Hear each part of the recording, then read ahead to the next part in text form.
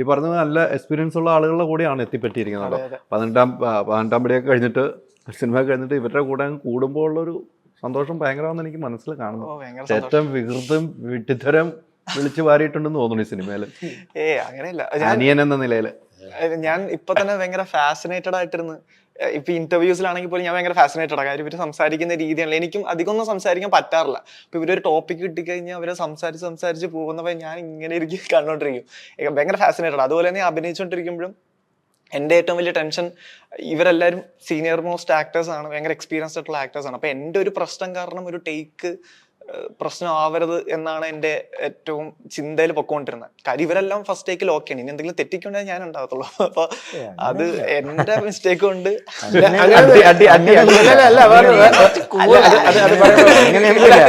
വേറൊരു കാര്യം പറയാം. എനിക്കും മീനരാജ് സാറിനും ബേസിലിനും പറയാം, സന്ദീപിനെ സംബന്ധിച്ചിടത്തോളം സന്ദീപിന് നല്ല രീതിയിൽ ഇൻഡസ്ട്രിയിൽ നിൽക്കണമെന്ന് ആഗ്രഹമുള്ള ഒരാളാണ്. ഒരു ഷോട്ട് കഴിഞ്ഞിട്ട് നമ്മളോടൊക്കെ അഭിപ്രായം ചോദിക്കാറുണ്ട്, അതെങ്ങനെ ചെയ്തു, ഒന്നുകൂടെ ശരിയാവും, ഒന്നുകൂടെ ശരിയാക്കണം. നമ്മൾ പറയും ഇല്ല നന്നായിട്ടുണ്ട് ശരിക്കും എന്നാലും ഒന്നുകൂടെ ചെയ്യാമായിരുന്നില്ലേ. അപ്പം എങ്കിൽ ആ ഡയറക്ടർ പറയും, എന്തെങ്കിലും പ്രശ്നമുണ്ടെങ്കിൽ ഡയറക്ടർ പറഞ്ഞാൽ കോൺഫിഡൻ്റ് ആയിരിക്കും. അത് ഒരു നടൻ ഞാൻ ചെയ്തതാണ് ശരി എന്ന് വിശ്വസിക്കുന്നതിനേക്കാളും സന്ദീപിനെ സംബന്ധിച്ചിടത്തോളം ശരിയായോ ചേട്ടാ എന്ന് ചോദിക്കുന്ന ആ ഒരു മെന്റാലിറ്റി തീർച്ചയായിട്ടും അത് വളരാൻ സഹായിക്കുന്നതാണ് എനിക്ക് തോന്നുന്നത്. 3 സിനിമയിലാണ് ഇപ്പൊ സന്ദീപ് അഭിനയിച്ചത്. മൂന്നും തരത്തിലുള്ള റോളുകളാണ് ചെയ്തിരിക്കുന്നത്. മൂന്നും വളരെ വൃത്തിയായിട്ട് ചെയ്തിട്ടുണ്ട്. ഇപ്പൊ 18-ാം പടിയിലാണെങ്കിലും ഇപ്പോ അന്താക്ഷരിയിലാണെങ്കിലും വേറൊരു ഭയങ്കര ഇമോഷണൽ ക്യാരക്ടറാണ് അന്താക്ഷരിയിലെ, ഭയങ്കര ഡ്രാമയുള്ള ഒരു ക്യാരക്ടറാണ്. ഇതിലെന്ന് പറഞ്ഞു കഴിഞ്ഞാൽ വേറൊരു കുറച്ചുകൂടെ യങ് പറയുന്ന പാർട്ടിങ്ങും പിള്ളേരും വിദേശത്ത് പോയി പഠിക്കണം എന്നുള്ള ആഗ്രഹത്തോടെയൊക്കെ നടക്കുകയും അങ്ങനെ കുറച്ച് കുസൃതികളൊക്കെ ആയിട്ട് നടക്കുന്ന ലിവിങ് റിലേഷൻഷിപ്പാണ് ഏറ്റവും ബെസ്റ്റ് എന്നൊക്കെ പറഞ്ഞ് അങ്ങനത്തെ ഒരു രീതിയിൽ അങ്ങനെ ജീവിക്കുന്ന, വളരെ എന്താ പറയുക വൈബ്രന്റ് ആയിട്ട് ജീവിക്കാൻ ശ്രമിക്കുന്ന ഒരു ക്യാരക്ടർ. അപ്പൊ അതെ. പിന്നെ മഞ്ജു പിള്ളയുടെ മകനായിട്ട് അഭിനയിക്കുന്നുണ്ട്, അതേ മണ്ടത്തരം കാണിക്കുമെന്ന് പ്രതീക്ഷിക്കുന്നു. എനിക്ക് ഉത്തരവാദിത്തമില്ല മഞ്ജു പിള്ള, എനിക്ക് ഉത്തരവാദിത്തമില്ല, എനിക്ക് ഉത്തരവാദിത്തമില്ല അത് ഞാൻ പറഞ്ഞു. മഞ്ജുവിന്റെ ആബ്സെൻസിൽ പറയാം, മഞ്ജു എന്ന് പറയുന്നത് നമ്മളെല്ലാവരും പെട്ടെന്ന് മഞ്ജുവിന്റെ കാര്യം പറയുമ്പോൾ നമ്മൾ ചിരിക്കും, മഞ്ജുവിന്റെ മണ്ടത്തരം കാര്യങ്ങൾ ഹ്യൂമർ. പക്ഷെ മഞ്ജു എന്ന് പറയുന്നത് ഇതിൽ ചിരിപ്പിക്കുന്നുണ്ട്. അതിനപ്പുറം മഞ്ജു ഒരു അമ്മയായിട്ട് പെരുമാറുന്നൊരു രീതിയുണ്ടല്ലോ, അത് നമ്മളെ സംബന്ധിച്ചിടത്തോളം ഒരു സംഭവമാണ്. അതെ, അതാ പറഞ്ഞ സിനിമയില് അമ്മ തന്നെയാണ്, രണ്ടാം കുട്ടികളുടെ അമ്മ തന്നെയാണ് ഇതുപോലെ. പക്ഷെ അതല്ല ഇത്, നമുക്ക് അപ്പൊ സിമിലർ സ്പേസിൽ നിൽക്കുന്ന ഒരു അമ്മ തന്നെയാണ് ഈ പറയുന്ന middle class, lower middle class, 2 ആൺകുട്ടികളുടെ അമ്മ. പക്ഷെ അതിൽ നിന്ന് ഇതൊന്നും വളരെ വ്യത്യാസമുണ്ട്. അപ്പോൾ അതൊരു ആക്ട്രസിന്റെ വേഴ്സറ്റാലിറ്റി ആണല്ലോ, ഒരേ സെറ്റിങ്ങിൽ നിൽക്കുന്ന പക്ഷെ രണ്ടും 2 രീതിയിൽ നമുക്ക് ഫീൽ ചെയ്യിപ്പിക്കാൻ പറ്റുക എന്ന് പറയുന്നത്. അത് മഞ്ജു ചേച്ചി ഭയങ്കര ഈസി ആയിട്ട് ഫുൾ ഓഫ് ചെയ്തു, അങ്ങനെ ഭയങ്കര എഫേർട്ട് എടുക്കുന്നതായിട്ട് നമുക്ക് തോന്നാറില്ല. ബിഹേവിയർ എന്ന് പറയുന്നത് വീട്ടിൽ നിൽക്കുമ്പോൾ ഉള്ള ഒരു വീട്ടമ്മയുടെ ഒരു സംഭവം, ഒരു ജോലിക്കാരിയായിട്ട് ഉദ്യോഗസ്ഥയായിട്ട് വീട്ടിലേക്ക് തിരിച്ച് കയറി വരുമ്പോൾ നമുക്ക് ഫീൽ ചെയ്യും 5 മണി വരെ ജോലി ചെയ്തിട്ട് വരികയാണെന്ന് തോന്നും നമുക്ക്. അതൊരു വല്ലാത്ത കഴിവാണ്. നമുക്ക് ആ ഒരു ബാഗുമായിട്ട് കയറി വരുമ്പോൾ രാവിലെ മുതൽ വൈകുന്നേരം വരെ വീടിന് വേണ്ടി അധ്വാനിച്ച് അവിടെ ജോലി സ്ഥലത്ത് വർക്ക് ചെയ്തിട്ട് ഇവിടെ ക്ഷീണിച്ച് വരുന്ന ഒരു വീട്ടമ്മയായിട്ട് നമുക്ക് തോന്നും. ട്രെയിൻ യാത്ര ചെയ്യുമ്പോൾ ഏത് ട്രെയിൻ യാത്രയിലും ഉള്ള ചില വീട്ടമ്മമാരുടെ ഭാവത്തോടുകൂടി സൈഡിൽ ഇങ്ങനെ നോക്കിയിരിക്കുന്നതും സ്വന്തം കുട്ടികളുടെ നന്മ ആഗ്രഹിക്കുന്ന ഒരു വീട്ടമ്മയായിട്ട് തോന്നും. അപ്പോൾ ഒരു സാഹചര്യത്തിനനുസരിച്ച് ക്ഷീണമായിക്കോട്ടെ, പ്രതീക്ഷ ആയിക്കോട്ടെ, സ്നേഹമായിക്കോട്ടെ, എല്ലാം മിന്നി മറയാണ് മഞ്ജുവിന്റെ മുഖത്ത്.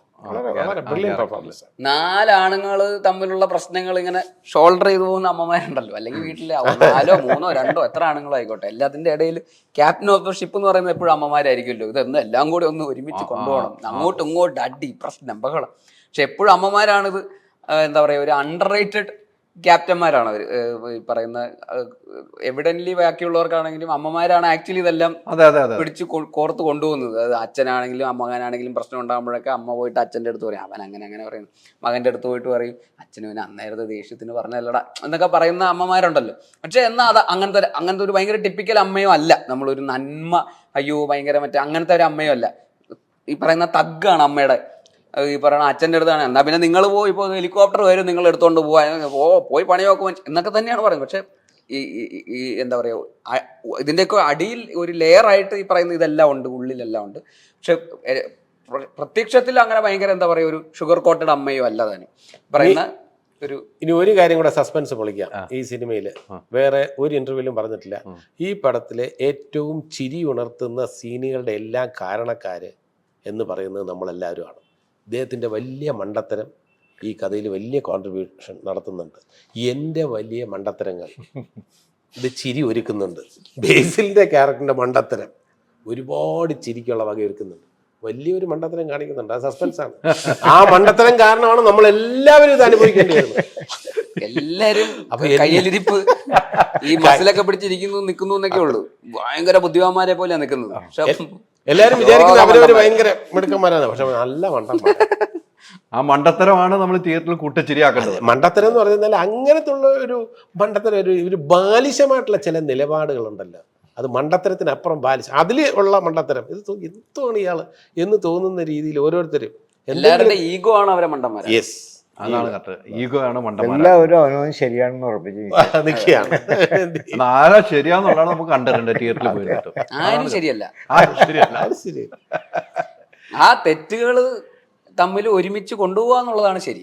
അവരുടെ കുറവുകളെ നമ്മൾ അംഗീകരിച്ച കാര്യങ്ങൾ ഒരുമിച്ച് പോവാന്നുള്ളത് ആണ് ശരി. അല്ലാതെ ഒരുമിച്ച് ആരും കൊണ്ടുപോകണമെങ്കിൽ ശരിയല്ല. ആ ഒരുമിച്ച് കൊണ്ടുപോകാനുള്ള യാത്രയാണ് തിയേറ്ററിൽ നമുക്ക് മനസ്സിലാക്കിയെടുക്കേണ്ടത്. അതെ, ആ ഒരു യാത്രയായിരിക്കും എന്ന് നമുക്ക് പ്രതീക്ഷിക്കാം. ഏകദേശം ഇപ്പം ചെയ്യുന്ന കഥാപാത്രങ്ങൾ അച്ഛൻ കഥാപാത്രങ്ങളാണ് അല്ലേ?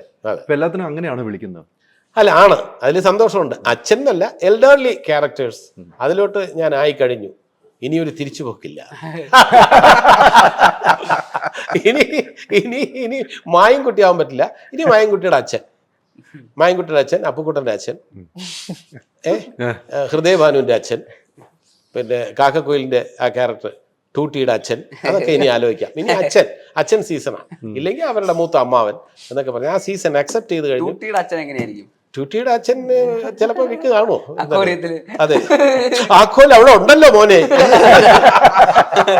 ആ അച്ഛൻ എങ്ങനെയായിരിക്കും അറിയാനൊരു ആഗ്രഹം. അതെ, എല്ലാ അച്ഛനും അത് ആ അച്ഛൻ്റെ ഹ്യൂമറിനപ്പുറമുള്ള ചില ഷെയ്ഡ്സ് ഈ പടങ്ങൾക്കെല്ലാം കിട്ടുന്നുണ്ട്. ഈ പടത്തിലും ഹ്യൂമറിനപ്പുറമുള്ള ചില ഷോർട്സ് ഉണ്ട്, സീൻസ് ഉണ്ട്. അതിലാണ് സന്തോഷം. ഓരോ ക്യാരക്ടറിലും നർമ്മം വെച്ച് മാത്രം നമുക്ക് പിടിച്ചിരിക്കാൻ പറ്റില്ല.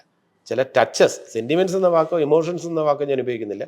ചില ലൈഫിൻ്റെ ടച്ചസ് ഉള്ള ക്യാരക്ടേഴ്സാണ് എനിക്ക് കിട്ടുന്ന ഇപ്പോഴുള്ള എൽഡർലി റോൾസിലെല്ലാം തന്നെ ചില ഹ്യൂമൻ എന്താ പറയുക ഇമോഷൻസ്, സെൻറ്റിമെൻറ്റ്സ്, ലൈഫിൻ്റെ ടച്ചസ് ഉണ്ട്. അതിൽ ഞാൻ സന്തോഷവാനാണ്. ഈശ്വരനോട് നന്ദിയുണ്ട്. തീർച്ചയായിട്ടും നമ്മൾ കണ്ടുവച്ചിരുന്ന സിനിമകളിൽ നിന്ന് വ്യത്യസ്തമായ ഓരോ സിനിമകൾ വന്നുകൊണ്ടിരിക്കുക. ഒരച്ഛൻ കഥാപാത്രം മറ്റച്ഛൻ കഥാപാത്രം എന്തൊക്കെ വ്യത്യാസമുണ്ട് അതെല്ലാം വ്യത്യാസം എടുത്തിക്കൊണ്ടിരുന്നതാണ് ജഗദീഷൻ വരുന്നത്. അല്ല, അതിനെല്ലാം ഡയറക്ടേഴ്സിന് ക്രെഡിറ്റ് കൊടുക്കണം കേട്ടോ. തീർച്ചയായിട്ടും അവര് നമ്മളെ കൊണ്ട് ചെയ്യിക്കുന്നതാണ്. ഇപ്പോൾ ഉദാഹരണത്തിന് നിതീഷ് എൻ്റെ അടുത്ത് ചില ഷോർട്സിൽ എൻ്റെ അടുത്ത് പറയും, ചേട്ടാ അത് ഒന്നുകൂടെ തരുക. അടുത്ത് കൊടുക്കുമ്പോൾ പറയും നൈസ്. ആ നൈസ് കേൾക്കുമ്പോൾ നമുക്ക് സന്തോഷം. അത് നമ്മുടെ എല്ലാവരുടെ ഷോർട്സ് കഴിഞ്ഞിട്ട് നിതീഷ് നൈസ് എന്നാണ് പറയുന്നത്. നൈസ് ചേട്ടാ, നൈസ്. അപ്പൊ നമ്മൾ തന്നെ ഒന്നുകൂടെ വേണ്ട ചേട്ടാ നൈസ്. അപ്പൊ നമ്മൾ ഹാപ്പി ആവും. ആ നൈസ് കേൾക്കാനാണ് നമുക്ക് താല്പര്യം. അല്ല, നമ്മൾ എത്ര ടേക്ക് വേണോ അഭിനയിക്കാൻ തയ്യാറാണ്. ഒരു ഡയറക്ടർ അയാൾ എത്ര നാളുകൊണ്ട് കൺസീവ് ചെയ്ത് കൊണ്ടുവരുന്ന കാര്യമാണ്. അപ്പോൾ അയാൾ വീണ്ടും ഒരു ടേക്ക് വേണം, ഇതെങ്ങനെ വേണം എന്ന് നമ്മൾ ഒരിക്കലും ആരും ചോദിച്ചിട്ടില്ല. നമ്മൾ വേണമെങ്കിൽ ഒന്നുകൂടെ സംഭവം അതിനനുസരിച്ച് ഒരു ചെറിയ ട്രെയിനിൽ യാത്ര ചെയ്യുമ്പോൾ ഇങ്ങനെ ഒരു നോട്ടത്തിന് പോലും ചിലപ്പോൾ ഒരു ടേക്ക് കൂടെ വേണം ചേട്ടാ, അങ്ങനെ കുറച്ചുകൂടെ കുറച്ചുകൂടെ ദൂരെ നോക്കുന്ന പോലെ ഒരു ഷോട്ട് വേണം. ഇങ്ങനെ ചേട്ടാ അടുത്തൊന്നും നോക്കണ്ട, വളരെ ദൂരെയായിട്ട് അതൊരു ചിന്ത പോലെ എനിക്ക് തോന്നണം. വീണ്ടും ഒരു ഷോട്ട് കൊടുക്കും, നൈസ്. ഓക്കെ, അത് ടാഗ്ലൈൻ ആയിട്ട് കൊടുക്കാം. പടം കഴിയുമ്പോൾ നൈസ്. അത് പ്രേക്ഷകർ പറയട്ടെ, പ്രേക്ഷകർ കഴിയുമ്പോൾ നൈസ് എന്ന് പറഞ്ഞു പോകണം. ആ രീതിയിലേക്ക് എത്തട്ടെ സിനിമ. അതാണ് ഈ വില്ലച്ചനായിട്ടാണല്ലോ, വില്ലച്ചൻ എന്ന് വേണമെങ്കിൽ പറയണം നമുക്ക് അല്ലെ. അപ്പൂപ്പനാണ് വില്ലച്ചൻ, അപ്പൂപ്പൻ എല്ലാം നമ്മൾ പല രീതിക്ക് പറയുമ്പോൾ എനിക്ക് ഈ ഫോട്ടോയിലൊക്കെ കാണുമ്പോൾ നമ്മളെ അഞ്ഞൂറാനെയൊക്കെ ഓർമ്മ വരും. ഗോഡ് ഫാദറിലെ ആ സിനിമകളിലെ ഇതൊക്കെ ഓർമ്മ വരുന്നുണ്ട്. ആ ഒരു പ്രായവും പക്വതയും ഒക്കെ കാണിക്കുന്നു. പക്ഷേ വിഡ്ഢിത്തരം എന്ന് ജഗദീഷണം പറഞ്ഞതിൽ നിന്നാണ് ഞാൻ തുടങ്ങുന്നത്. ഇത്രയും വിഡ്ഢിത്തരം പറയാൻ ഈ ഭയങ്കര കഴിവല്ല. ജീവിതത്തിൽ വിഡ്ഢിത്തരങ്ങൾ ഒത്തിരി ഉണ്ടായിട്ടുണ്ടോ? അല്ല, ഇതിൽ പോലും ഒരു കാര്യം പറഞ്ഞോട്ടെ, വിഡ്ഢിത്തരം എന്ന് പറയുന്നത് അദ്ദേഹത്തിന്റെ ഒരു നിലപാടാണ്. അതെ, ഞാൻ അതിലേക്ക് വന്നിട്ടോ.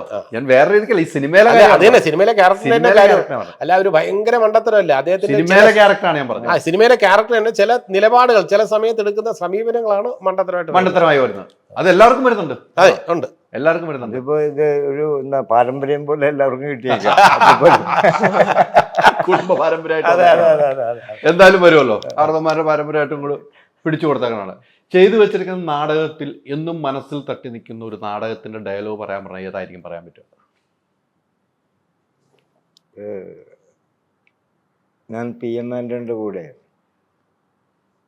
സ്പാർട്ടക്കസ് എന്നൊരു നാടകത്തിൽ ഒരു അടിമ മൂപ്പൻ്റെ വേഷമുണ്ട്. ക്രൂരനും കൗശലക്കാരനുമായ അടിമ മൂപ്പൻ. ഈ അവിടെ അങ്ങനെയാണല്ലോ ഈ അടിമകളെ വിലക്ക് വാങ്ങി എടുക്കാം. അപ്പം അത് ഒരുപാട് വർഷങ്ങൾക്ക് മുമ്പേതാണ്. ബറീനിയ, ഞാനിവളെ കാണുമ്പോൾ അവൾക്ക് 19 വയസ്സ്, കാണാൻ സുന്ദരി. പക്ഷേ രാത്രി ഞാൻ അടുത്ത് ചെന്നപ്പോൾ ഒരു കാട്ടുപൂച്ചയെ പോലെ അവൾ എന്നെ മാന്തി കീറി കളഞ്ഞു.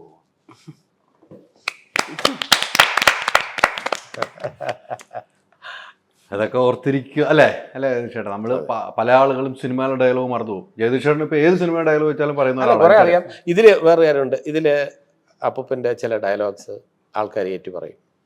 ഉറപ്പാണ്. നമ്മുടെ സിനിമയിലെ ഉറപ്പാണ്. ഉറപ്പാണ്. ഇതിൽ ഏറ്റവും ബുദ്ധിമാനുള്ള ആയിട്ടുള്ള ആൾ അപ്പൂപ്പനാണ്. അപ്പൂപ്പനാണ് ക്യാരക്ടേഴ്സ് ഏറ്റവും ബാക്കി എല്ലാവരെക്കാളും ബുദ്ധിയുള്ള ആള് അപ്പൂപ്പനാണ്. നമ്മളെക്കാളൊക്കെ ബുദ്ധിയുള്ള രണ്ട് മക്കളിൽ നിന്നും ഏറ്റവും ഉദരം ആരായിരുന്നു? സിനിമ കണ്ട് തീരുമാനിക്കാൻ പറയല്ലോ കേട്ടോ. അല്ലല്ല, രണ്ട് മക്കളിൽ എന്ന് പറഞ്ഞാൽ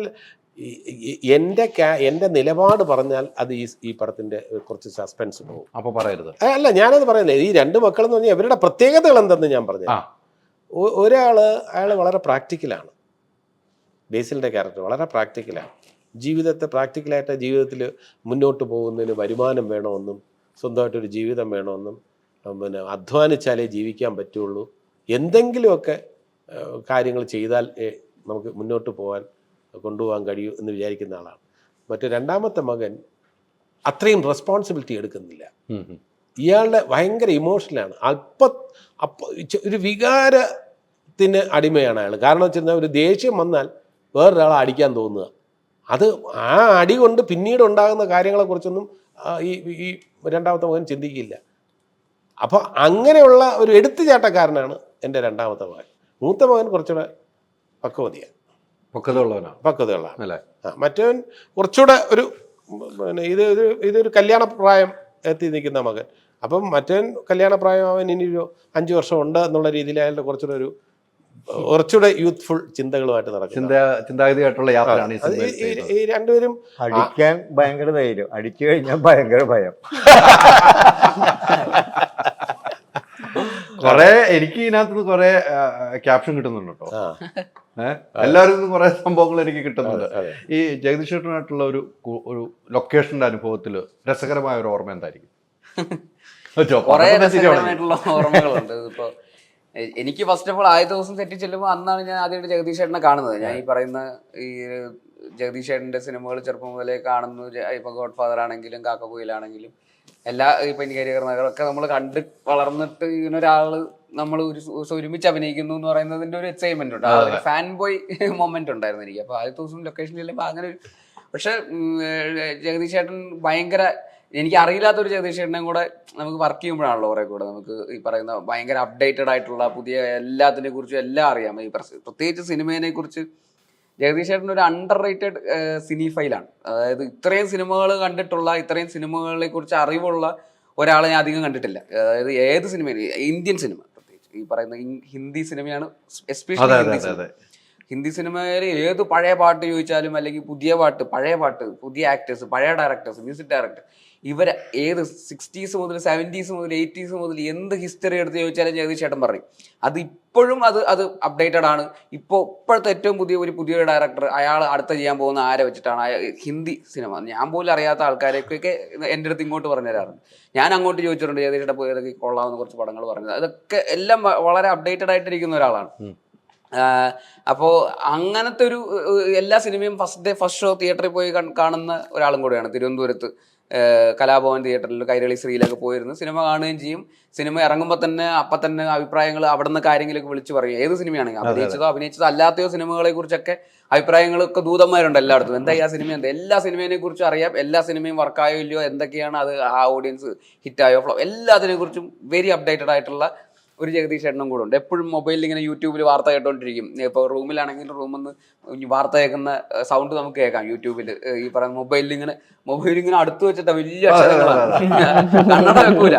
അപ്പൊ ഇങ്ങനെ അടുത്ത് വെച്ചിട്ട് മൊബൈലിൽ ഇങ്ങനെ വെച്ചിട്ട് വലിയൊരു മൊബൈൽ, അപ്പൊ അതിലിങ്ങനെ വെച്ചിട്ട് ഇങ്ങനെ പുതിയ എല്ലാ വാർത്ത അപ്ഡേഷൻ എല്ലാത്തിനെ കുറിച്ച് കൃത്യമായിട്ടുള്ള ക്ലാരിറ്റി ഉള്ളത്. അപ്പൊ അത് എനിക്കൊരു ഭയങ്കര ഫാസിനേഷൻ ആയിരുന്നു, ഭയങ്കര ഇൻസ്പിറേഷൻ ആയിരുന്നു. കാരണം നമുക്ക് അങ്ങനെ പോകുമ്പോഴും എല്ലാത്തിനെയും കുറിച്ചും റെലവെന്റ് ആയിട്ടിരിക്കുക എന്ന് പറയുന്നത്, നമ്മൾ മുമ്പോട്ട് പോകുമ്പോഴും എത്ര പ്രായമാകുമ്പോഴും നമ്മൾ ആ കാലഘട്ടത്തിനനുസരിച്ച് റെലവെന്റ് ആയിട്ട് ഇരിക്കുക എന്ന് പറയുന്നത് ഭയങ്കര ഇമ്പോർട്ടൻ്റ് ആയിട്ടുള്ള കാര്യങ്ങൾ. ഇപ്പം ചില ആൾക്കാർ നമുക്കൊരു സജഷൻ, ഇപ്പോൾ നമ്മുടെ ഒരു വലിയ പ്രായ വ്യത്യാസമുള്ള ഒരാൾ നമുക്ക് ചിലപ്പോൾ സിനിമയെ കുറിച്ചൊരു സജഷൻ, നമ്മളിപ്പോൾ അഭിനയിച്ചുകൊണ്ടിരിക്കുമ്പോഴോ അല്ലെങ്കിലും ഒരു ഫീഡ്ബാക്കോ അതിനൊരു സജഷനോ പറയുമ്പോൾ ചിലപ്പോൾ നമുക്കത് സിങ്ക് ആവാറില്ല. നമുക്ക് ചിലപ്പോൾ അയ്യോ അത് നമ്മളപ്പോൾ അന്നേരം എങ്ങനെയെങ്കിലുമൊക്കെ പറഞ്ഞ് അത് പിന്നെ കുഴപ്പമില്ല, അത് നമുക്ക് നോക്കാം എന്നൊക്കെ പറഞ്ഞ് നമ്മൾ അതിൽ നിന്ന് എങ്ങനെയെങ്കിലുമൊക്കെ അതൊന്ന് ബാലൻസ് ചെയ്യാൻ നോക്കാറുണ്ട്. പക്ഷേ ജഗദീഷ് ചേട്ടൻ പറയുന്നത് കറക്റ്റ് കാര്യങ്ങളാണെന്ന് പലപ്പോഴും എനിക്ക് തോന്നിയിട്ടുണ്ട്. ചില ഫീഡ്ബാക്സും ചില സജഷൻസും നമ്മൾ അഭിനയിച്ചുകൊണ്ടിരിക്കുമ്പോഴും സിനിമേൻ്റെ തന്നെ പല കാര്യങ്ങളും സജഷൻസ് ഒക്കെ വളരെ കറക്റ്റായിട്ട് ഫീൽ ചെയ്യാറുണ്ട്. അപ്പൊ അത് കാലഘട്ടത്തിനനുസരിച്ചിട്ട് റെലവെന്റ് ആയിട്ടും അപ്ഡേറ്റഡ് ആയിട്ടും ഇരിക്കുന്നതുകൊണ്ടാണ് അങ്ങനത്തെ നമ്മൾ തമ്മിലുള്ള വയസ്സ് വ്യത്യാസം ഉണ്ടെങ്കിൽ പോലും നമ്മൾ പറയുന്ന കാര്യങ്ങൾ കമ്മ്യൂണിക്കേഷൻ വളരെ ഈസി ആവുന്നു, അല്ലെങ്കിൽ ക്രിയേറ്റീവ്ലി ആണെങ്കിലും അല്ലാതെ അത് ഭയങ്കരമായിട്ട് ഇൻസ്പിറേഷൻ ആയിരുന്നു അങ്ങനത്തെ ഒരു രീതിയിൽ. അപ്പൊ അതൊക്കെ എനിക്ക് എന്താ പറയുക ഒരു ടേക്ക് അവേ ആണ്. അതുപോലെ ലൊക്കേഷനിൽ നടക്കുന്ന ഒരു സംഭവം എന്ന് വെച്ച് കഴിഞ്ഞാൽ വാരാണസിയിൽ ഷൂട്ട് ചെയ്തുകൊണ്ടിരിക്കുകയാണ്. അപ്പോൾ നമ്മൾ ഇങ്ങനെ ഞങ്ങൾ റോട്ടിൽ ഇങ്ങനെ ഒരു സ്ട്രീറ്റിൽ ഷൂട്ട് ചെയ്തുകൊണ്ടിരിക്കുക. അപ്പം ഞാനും ഉണ്ട്, ജഗദീഷ് ചേട്ടനുണ്ട്, മഞ്ജു ചേച്ചിയുണ്ട്, സന്ദീപുണ്ട്, അപ്പൂപ്പനുണ്ട്, എല്ലാവരും ഉണ്ട്. അപ്പോഴാണ് ഇങ്ങനെ വെറുതെ നമ്മളപ്പോൾ വലിയ സെറ്റപ്പിലൊന്നല്ല പോകുന്നത്. നമ്മൾ ഇവിടുത്തെ സിനിമയുടെ അവിടെ പോയി ഷൂട്ട് ചെയ്യുമ്പോൾ വലിയ കാരവനും ബഹളവും ഇന്നോവകളും അല്ലെങ്കിൽ വലിയ ലൈറ്റ് യൂണിറ്റ് അങ്ങനെയൊന്നുമല്ല. ഒരു മലയാള സിനിമ അവിടെ പോയി ഷൂട്ട് ചെയ്യുന്നു. അവിടെ വരുന്നവർക്ക് പോകുന്നവർ ഇങ്ങനെ നോക്കും എന്തോ സിനിമയാണോ എന്താ അങ്ങനെയൊക്കെ കാണുന്നുള്ളൂ, അല്ലാതെ വലിയ സെറ്റപ്പ് അല്ല. അവിടെ നിന്ന് നമ്മൾ തിരിച്ചു വരുന്ന ഒഴുകി ഒരു ഹിന്ദി സിനിമയുടെ ഷൂട്ടിംഗ് നമ്മൾ അവിടെ കണ്ടു. അവിടെ 15 കാരവൻ, അത് കണ്ടപ്പോൾ ഇതാണ് ഷൂട്ടിംഗ്, നമ്മള് സൈഡിൽ കൂടെ. അപ്പൊ അങ്ങനെയാണ്. അപ്പൊ നമ്മൾ ഫ്രെയിമിൽ നിൽക്കുകയാണ്. അപ്പോൾ ഒരു ചേട്ടൻ ഇങ്ങനെ പോയിട്ട് ഇങ്ങനെ അവിടുത്തെ ഒരു ലോക്കൽ ചേട്ടൻ എൻ്റെ അടുത്ത് വന്ന് ചോദിച്ചിട്ട് ഹീറോ കോനെ എന്ന് ചോദിച്ചു. അപ്പോൾ ഹീറോ അപ്പോൾ ജഗദീഷ് ചേട്ടൻ പറഞ്ഞത് ഇതാണ് ഹീറോ എന്ന് പറഞ്ഞിട്ട് എന്നെ ചൂണ്ടിക്കാണിച്ചു. അപ്പൊ പുള്ളി ഹീറോ ഹീറോ എന്ന് ചോദിച്ചു. അപ്പൊ ജഗദീഷ് ചേട്ടൻ അങ്ങോട്ട് ഇഷ്ടപ്പെട്ടില്ല. അങ്ങനെ പറയുന്നത് പിന്നെ അങ്ങ് തുടങ്ങി ഹിന്ദിയില് കൊടൂര മാസ്. അതായത് എല്ലാരും സൽമാൻ ഖാൻ ആവണോ, എല്ലാരും ബോഡി വെച്ചിട്ട് പോയാലാണോ ഹീറോ ആവുള്ളൂ. ഞാൻ വേറെ കാര്യം കൂടെ ചോദിച്ചു, ഷാറുഖ് ഖാനും സൽമാൻ ഖാനും ഇതിനേക്കാളും കൂടുതൽ ഹൈറ്റ് ഉണ്ടെന്ന് വിചാരിക്കണ്ട. അല്ലെ ഞാൻ റിയൽ ആയിട്ട് തന്നെ അയാളുടെ അടുത്ത് ചൂടായി. അയാൾ അവസാനം സോറി സർ ഞാൻ അങ്ങനെ ഉദ്ദേശിച്ചല്ല, അവസാനം അയാൾ കോംപ്രമൈസ് ആയി നമ്മൾ ഹീറോ. രാജസ്ഥാനിൽ ഷൂട്ട് ചെയ്യാൻ പോയപ്പോ അവിടുത്തെ കാറിന്റെ ഡ്രൈവർമാരൊക്കെ എവിടെന്ന സൗത്ത് ഇന്ത്യൻ ഹീറോ എന്നൊക്കെ പറഞ്ഞിട്ട് ഫോട്ടോ ഒക്കെ എടുത്തിട്ട് KGF മ്യൂസിക് ഒക്കെ ഇട്ട് ഇൻസ്റ്റാഗ്രാമിൽ ടാഗ് ചെയ്തൊക്കെ ഇട്ടിട്ടുണ്ടായിരുന്നു. അപ്പൊ ഞാൻ മോനെ കൊള്ളാം, പുഷ്പയെ കണ്ടിട്ട് അവരാ ഹാങ് ഓവറിലിരിക്കുക. KGF പുഷ്പയെ കണ്ടിട്ട് മോനെ സൗത്ത് ഇന്ത്യയിൽ മറ്റൊരു ഹീറോ, മറ്റൊരു പുഷ്പ വന്നിട്ടുണ്ട് എന്നുള്ളൊരു മൂഡിലാണ് അവര്. അപ്പൊ ഒന്ന് ഗമയിലൊക്കെ പക്ഷെ ഇവിടെ പോയി കഴിഞ്ഞപ്പോ തീർന്ന് ഹീറോ തികച്ചു. അത് കഴിഞ്ഞിട്ട് വേറൊരു ദിവസം ഒരു പോലീസ് സ്റ്റേഷൻ സീൻ എടുത്തോണ്ടിരിക്കുക. അപ്പൊ അകത്ത് ഷൂട്ട് നടക്കുകയാണ്. അപ്പൊ ഞാൻ പുറത്ത് കാറ്റൊക്കെ കൊള്ളാൻ വേണ്ടിട്ട് ഇങ്ങനെ ഗേറ്റിന്റെ അവിടെ വന്ന് നിൽക്കുകയാണ്. അപ്പൊ ഇതുപോലെ ഒരു ചേട്ടൻ ഇങ്ങനെ വന്നിട്ട് ഷൂട്ടിംഗ് ചില്ലറേ ഷൂട്ടിംഗ് അന്തർ movie, telefilm, serial, short film, എന്താ മൂവി സൗത്ത് ഇന്ത്യൻ മൂവി. അപ്പൊ ഹീറോ കോനെ ഹീറോ അന്തറേ അന്തർ. അപ്പൊ നേരിട്ട് കണ്ട് സംസാരിക്കാൻ പറ്റുമോ? പിന്നെന്താ അകത്തോട്ടില്ല പുള്ളിനെ കയറ്റി വിട്ടു. വെറുതെ എന്തിനാ ഇനിയിപ്പോ ഇവിടെ നല്ല ആവശ്യത്തിലധികം പുച്ഛം കിട്ടുന്നുണ്ട്, പിന്നെ അവസാനം വല്ല കാശിയിലും പോയി. പക്ഷെ പുച്ഛം കിട്ടുന്നതിന്റെ കൂട്ടത്തിൽ ഒരു കാര്യം പറയട്ടെ, നമ്മളവിടെ കാശിയിൽ ഭയങ്കര തിരക്കാണ്. അപ്പൊ ഷൂട്ടിങ്ങിന്റെ ഇടയിൽ ഈ പടിയിലൊക്കെ ചെന്നിരിക്കണം. അപ്പൊ ഒരു റെസ്റ്റോറന്റ് ഉണ്ട്, ആ റെസ്റ്റോറന്റിൽ വലിയ ആളൊന്നും ഇല്ല. അവിടെ ചെന്നിരിക്കണമെങ്കിൽ പെർമിഷൻ വാങ്ങിച്ച് കുറച്ച് നേരം കൂടുതൽ നേരം അവിടെ ഇരിക്കാൻ പറ്റില്ല, നമ്മൾ എന്തെങ്കിലും വാങ്ങിക്കാതെ. അപ്പോൾ അതിൻ്റെ ഓണർ വന്നു. ഓണർ വന്നിട്ട് ആദ്യം അയാൾ അകത്ത് നിന്ന് ചോദിച്ചത് എന്താണ് ഇവിടെ കയറിയിരിക്കുന്നതെന്നൊക്കെ ചോദിച്ചു. അപ്പോൾ അകത്ത് നിന്ന് എൻ്റെ അടുത്ത് നിന്ന് ചോദിച്ചു ഏത് സിനിമയാണ്, ആരാണ് ഹീറോ എന്ന് പറഞ്ഞ് ഇതേ ഒരു ഡയറക്ടർ ഇവിടെയാണ് കോൺസെപ്റ്റ് പിക്ചർ പറഞ്ഞ് ഈ പടത്തിന്റെ പറഞ്ഞു ഡയറക്ടർ മിന്നൽ മുരളിക്കാ ഡയറക്ടർ നെറ്റ്ഫ്ലിക്സ് ഭയങ്കര സ്വീകരണമായിരുന്നു. അപ്പൊ അങ്ങനെയുള്ള സംഭവം ഉണ്ടായി. പിന്നെ ആ ഹോട്ടലിൽ നമ്മൾ എല്ലാ ദിവസവും അവിടെ ഇരുന്നു. നമ്മൾ ആ ഹോട്ടലിൽ എല്ലാ ദിവസവും അവിടെ ഇരുന്നു. അന്ന് മാക്സിമം ടൈം അയാൾ ഭയങ്കര ഒരു സന്തോഷമായിരുന്നു. അപ്പം നമ്മൾ മലയാളത്തിൽ നിന്നും ഒരു പടം കാശിയിലുള്ള ഒരാൾ അത് കണ്ടിട്ട് അയാൾക്ക് നമ്മളോട് ഭയങ്കര റെസ്പെക്ട് തോന്നി. വലിയ കാര്യമല്ല, വലിയ കാര്യമാണ്. അതും അതിന്റെ ഒപ്പം ചേർത്ത് പറയേണ്ട കാര്യമാണ്. ഹിന്ദി പേര് പറയാൻ മിന്നൽ മുരളി എന്നൊക്കെ പറയാൻ അവർക്ക് വലിയ ബുദ്ധിമുട്ടാണ്. യഥാർത്ഥത്തിൽ വേറെ പേരൊന്നും അല്ല. അതെ അതെ അതെ. ഏതായാലും അങ്ങനെയൊക്കെ കുറെ അനുഭവങ്ങൾ ഉണ്ടായ സിനിമയാണ്. എനിക്ക് ഇനി ഇതിനകത്ത് വേണ്ടത് നമുക്ക് അവസാനിപ്പിക്കാൻ വൈൻഡപ്പാണ്. വൈൻഡപ്പിലേക്ക് വേണമെങ്കിൽ നമ്മൾ ഈ സിനിമയിൽ പറഞ്ഞൊരു ഡയലോഗ് തിരിച്ച് അപ്പുക്കുട്ടനായിട്ട് ഡയലോഗ് പറയും. മറുപടി ഒരു വിക്കൊക്കെ വെച്ചിട്ട്. അപ്പുക്കുട്ടനല്ലോ വിക്ക്. അല്ല മറ്റേ ആ ടൂട്ടിയുടെ നമ്മൾ അതിനകത്ത് പറഞ്ഞു. മറ്റേ അച്ഛന്റെ ഡയലോഗിൽ പറഞ്ഞത് റെപ്പറ്റേഷൻ ആവും. വേറൊരു ഡയലോഗ് നമുക്ക് പറയാം. മക്കള് 2 ഡയലോഗ് അതിന് മറുപടി അച്ഛൻ പറയണം. മക്കള് പറയണം. മക്കള് പറയും ഡയലോഗ്, അച്ഛൻ അതിന് വേറെ രീതിക്ക് മറുപടി പറയണം. മക്കള് ഏത് ഡയലോഗ് പറയണം? ഇതിലെ ഡയലോഗ് വേണമെന്നില്ല. ഇതിലെ വേണമെന്നില്ല. ശരി, അങ്ങനെയാണെങ്കിൽ അങ്ങനെ ക്വസ്റ്റ്യൻ ഒന്നുകൂടെ ചോദിക്കുക. ആ ക്വസ്റ്റ്യൻ ഇങ്ങനെ പറയാം. അപ്പുക്കുട്ടനാണെന്ന് വിചാരിക്കുക, അപ്പുക്കുട്ടൻ 2 മക്കളാണെന്ന് വിചാരിക്കുക. അപ്പൊ അങ്ങനെ ഏത് രീതിയിൽ മറുപടി പറയുന്നത് ചോദിച്ചാൽ ഈ സിനിമയായിട്ട് ബന്ധപ്പെട്ട അങ്ങനെയല്ല. ഒന്നുകൂടെ ചോദിച്ചു. അപ്പം നമുക്ക് വൈൻഡപ്പിന്റെ സമയമായി. 2 മക്കൾ, അപ്പുക്കുട്ടൻ 2 മക്കള്. ഇവരോ? ഇവർ 2 പേരും. അപ്പുക്കുട്ടൻ്റെ അച്ഛനോട് ഇവർ കുറച്ച് കാര്യങ്ങൾ ചോദിക്കും. അപ്പുക്കുട്ടൻ അതിന്റെ കാര്യങ്ങൾ കൃത്യമായിട്ട് മറുപടികൾ പറയണം. ഓക്കെ, ഇവരാണ് മക്കള്. ഇവരാണ് മക്കള്. ഞാൻ അപ്പുക്കുട്ടൻ. അപ്പുക്കുട്ടൻ. ശരി, മക്കള് ചോദിക്കണം മക്കളെ. അച്ഛാ മായ ഇപ്പൊ എന്ത് ചെയ്യുന്നു?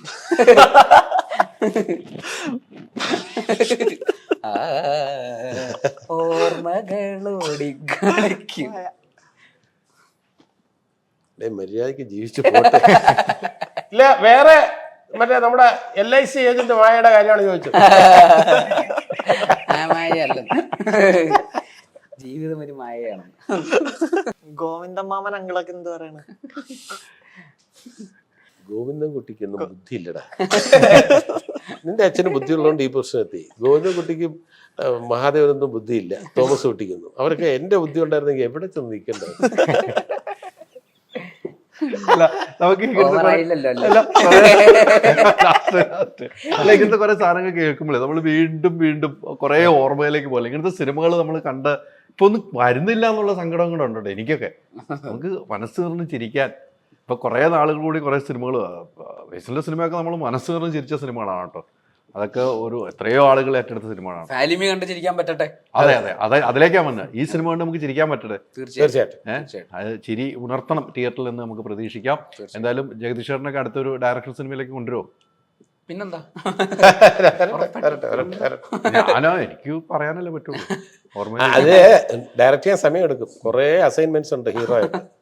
അതിലും കൂടുതൽ ഞങ്ങൾ ഒരുമിച്ച് അഭിനയിക്കുന്ന വേറെ സിനിമകളുണ്ട്. ഗുരുവായൂർ അമ്പല നടയിലുണ്ട്, ഗുരുവായൂർ അമ്പല നടയിലുണ്ട്, അജയന്റെ 2ാം മോഷണത്തിലുണ്ട്, നമ്മൾ ഒരുമിച്ച് വാഴയിലുണ്ട്. അതെ, നമ്മൾ പല 3-4 സിനിമയിൽ ഒരുമിച്ച് എല്ലാത്തിലും ഒരുമിച്ചുള്ള യാത്രയാണ്. അതെ, ഈ സിനിമ അങ്ങ് തുടങ്ങി. അതെ, ഇനി വിടാതെ ഉള്ള ഒരു യാത്രയാണ്. അങ്ങനെ എല്ലാം തീർച്ചയായിട്ടും